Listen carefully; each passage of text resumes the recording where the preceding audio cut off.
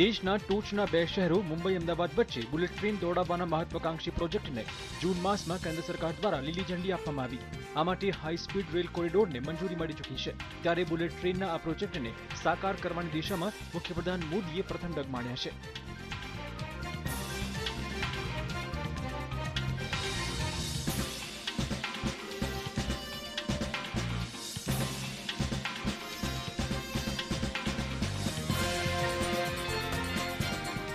Japan प्रवास दरमियान मोदीए bullet ट्रेननी सफर करी। 2 दिवस टोकियोमां रोकाण बाद मोदी डेलिगेशन साथे टोकियोथी बुलेट ट्रेનમાં प्रवास કરી હામામાસુ પહોંચ્યા। बुलेट ट्रेननी सफर दरमियान नरेंद्र मोदीए ट्रेननी खूबीઓનું નિરીક્ષણ કર્યું। નજીકના ભવિષ્યમાં જ અમદાવાદથી મુંબઈ વચ્ચે બુલેટ ટ્રેન દોડશે, ત્યારે નરેન્દ્ર મોદીએ રસપૂર્વક ટ્રેન અંગે ઝીણામાં ઝીણી વિગતો જાણી હતી।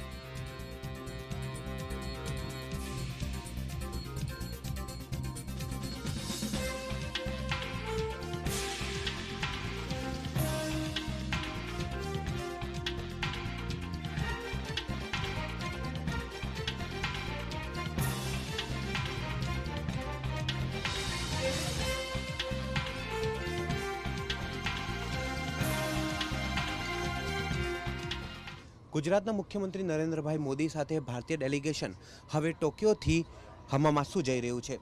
બુલેટ ટ્રેનમાં બેસ્યા છે બધા જ ડેલિગેશનના સભ્યો અને આ બુલેટ ટ્રેનની જેમ જ મુખ્યમંત્રી નરેન્દ્ર મોદી ધોલેરા, ગાંધીનગર અને અમદાવાદના વચ્ચે આવી જ બુલેટ ટ્રેન દોડાવવા માગે છે। સાથે સાથે મુંબઈ, પૂના અને અમદાવાદને વચ્ચે જે મેટ્રો રેલનો પ્રોજેક્ટ છે એને માટે પણ આવા જ પ્રયત્નો થઈ રહ્યા છે કે આવી બુલેટ ટ્રેન એના વચ્ચે દોડે, તાકી લોકોને વધુથી વધુ સહાયતા મળે, વધુથી વધુ સફરનો આનંદ લઈ શકાય।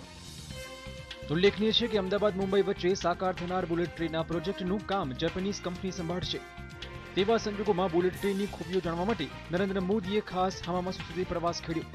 મોદી સહિત ગુજરાતની પ્રજા માટે બુલેટ ટ્રેન શરૂ થવી એક સપનું છે, ત્યારે નરેન્દ્ર મોદીની બુલેટ ટ્રેનની સફર બાદ આ સપનું બહુ ઝડપથી સાકાર લે તેવી અપેક્ષાઓ છે।